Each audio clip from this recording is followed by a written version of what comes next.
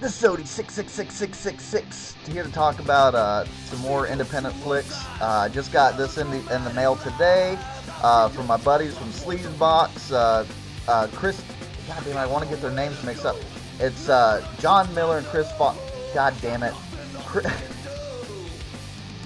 Chris Woods and John Miller. I know their names. I get on camera and I turn into a hush puppy. Yeah, so anyway, Make Them Die Sleazy is an anthology. It's got 8 stories on it. You may know them from American Holocaust. They did that one also, which I reviewed, and I thought that was a really damn cool flick. This one's a lot different. If you've seen American Holocaust, you can't watch that one and be like, well, you know, I didn't like American Holocaust, so I'm not gonna like that one, because this is totally different. This is for more like cheese hounds, like, you know, you and I, schlocky shit. Only thing I say, another thing about this is if you're a Joel Wynkoop fan, which I'm a big Joel Wynkoop fan, you know, you see he was in Truth or Dare, he is in Twisted Illusions 2, he is in Lost Faith, which Twisted Illusions 2 and Lost Faith, you can both have a little cameo in the movie. Anyway, if you're fans of him, definitely you're going to like this, because he just goes crazy in this movie. You get 8 stories. You get Mr. Rod Grant from...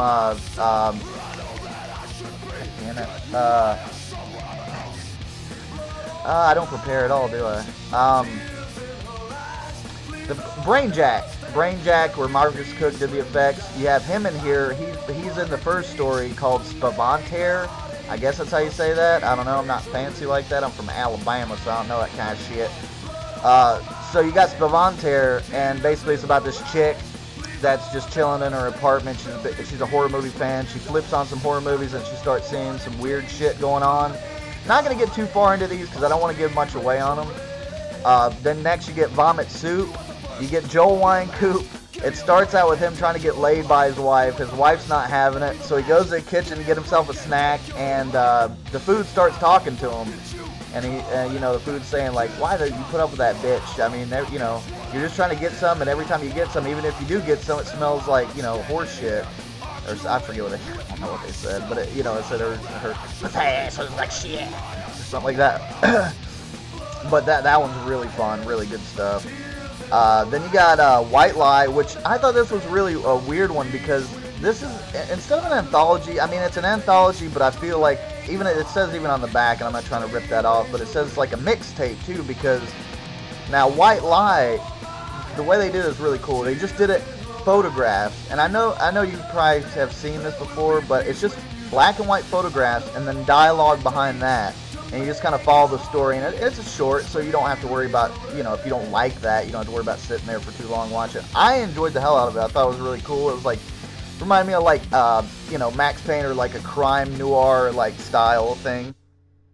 But that one's really good. It's pretty much basically about Joel Wynkoop's playing this scumbag that, you know, he's lying to everybody, he's cheating on his wife, and it comes back to get him in the end, so.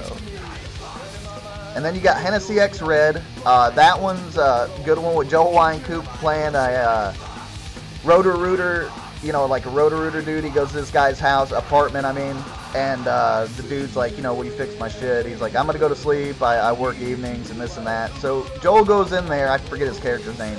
Joel goes in there, and the other guy anyway, sorry. Joel goes in there, and there's like blood and shit all over the place, and he's like, what the hell is this? You know, so he goes and cleans the guy's toilet out.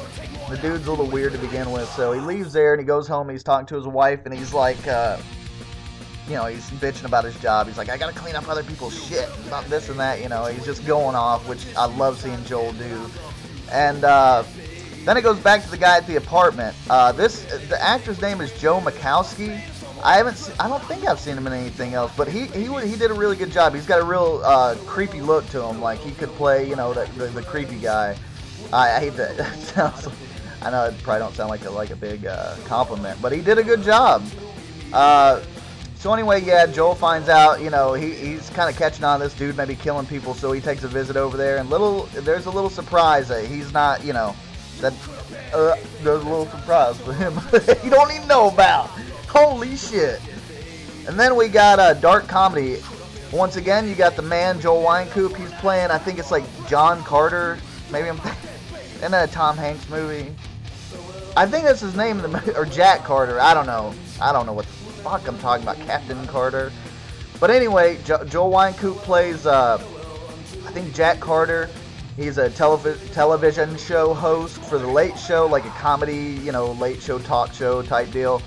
And they're about to, you know, it shows him go home, and he's kind of upset, and he likes drinking. He goes home, and then this dude comes in his apartment. He's like, you know, I've got this once in a lifetime deal. If you come to our network, we're gonna give you this much money. It's more money than you can make, and this and that, and blah blah blah. We just got to get 24 hours. And so he has to decide whether he's going to switch over to this guy's company or not. And yeah, it's really hard to say anything about this one without giving anything away. Only thing I can say is Joel's great in this one too. Mondo Sacco's another one here. Now this is a cool one. It's basically this dude going around knocking college kids out, stealing their dirty socks. John Miller makes a cameo in this, which I thought was pretty damn cool. Joel Wynkoop plays a police officer, as does Joe Makowski. Both do a great job. And then you got Taste Me, which is the last one, and that one's kind of set up to look like, you know, an old 70s flick. It's got the filter on it and stuff. Did a real good job. It looked good. I think that they didn't overdo it.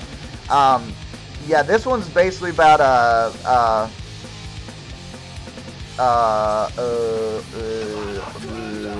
it's about a group of hookers in a brothel, and it starts out this one hooker, you know, she's on the phone. You get a little boobage, you get to see some titty nipples. You know, she's hanging out, she's doing shit. All of a sudden she gets choked out with like a tie, and you're like, why? So she gets choked out. The cops on the case go to the brothel, and they're asking because there's other girls that were on this certain website that the brothel has that also have been killed. So they go investigate, you know, blah blah blah. I'm just gonna say that this one ends with some hooker revenge. So it was pretty nice. But you got Joel Wynkoop in between scenes playing Mr. Sleaze. That cracked me up every time. You got special features. You got it's kind of hoping to have a commentary on it. But yeah, if you want to, it's got a meat beat session on there. It's got her dancing around with barely any clothes on. So there's a little meat beat session as a special. You get Mr. Sleaze outtakes. Pretty much Joel Wynkoop just going crazy. You get trailers and stuff. So yeah, I'm looking. I'll be watching this again real soon. It was really cool. And then I got this in today too. Oh, Vin Price, my buddy, met him in Beneath the Underground, which again, go to Facebook, go to Beneath the Underground. From there, go to the website, go check it out. Farmer Vincent, Nick DiCarlo, he is doing, I'm not, I always like to set myself apart and do shit, just do my own videos stuff, but, with his thing, I really like what he's doing. I mean, he's getting all these independent directors together, and everybody's like supporting each other and buying each other's shit and checking each other's shit out. And I got to meet this dude that did this movie. Damn cool guy. He's Australian. I got to talk to Vin Price, and what's up, Vin? Respect. Booyakasha. I loved it, man. Anyway, really good guy. Sent me this. Came from Australia. Came pretty damn quick. I know it came a lot quicker than Perseveration, because I still ain't got that motherfucking shit in yet. Thanks a lot, buddy. $20 well spent down the toilet. Anyway, not going to be talking shit. But, yeah, so, anyway, back to the, I'm sorry, alright, enough of that, come on, sweet tea. So anyway, yeah, Tough. This is a short film. It's 20 minutes long. Really, really fun flick. I love that cover, man. I don't know. They got me the blood-splattered cover. They signed it on there for me. You got Bernie and Butch Von Claude. It's Bernie and Butch Von Claude Productions. This one's about this guy called The Dude. And it doesn't really tell you too much. It starts out, and it's just weird. It starts out with the guy shitting into a bucket. And it's straight up asshole shot of shit coming out, which I thought was a really great touch. I like that. And then he's hanging out in his apartment, just kind of going just nutty, you know. It kind of goes through his psychosis. Like, you can see him, like, going crazy. And he's got this big picture up of when he used to be a big, you know, like, muscle builder. And I don't know if it's like, that's why I want to see, like, a backstory on this, because it's so much, it's so interesting. Like, this dude, he wears an afro wig, and at first, you know, I'm thinking, is this guy's real hair? He's doing cocaine and shit. He takes it off, and he's got, like, this comb over that hangs down to a curly comb over. He's got a bald head and shit. And he's just bugging out. He's smoking a bunch of weed. He's snorting cocaine. He jacks off, which it shows him jacking off, but I'm pretty sure it's not his real dick. But it's this tiny little dick, and he's jacking off onto this porno picture, and he jizzes on it, and then he rubs the jizz all over his face and stuff. So it's got a lot of cool, like, gross out shit like that. I mean, it was really fun, man. I'm not gonna say exactly everything that happens in it, but he kind of abuses himself.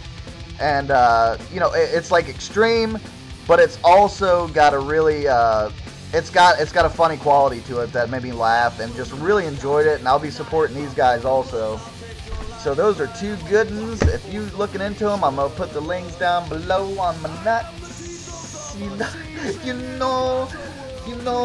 No, but I'm going to put the links down below. So if you want any of that stuff, you can go get it. And if you want my opinion, I think you should. Bye.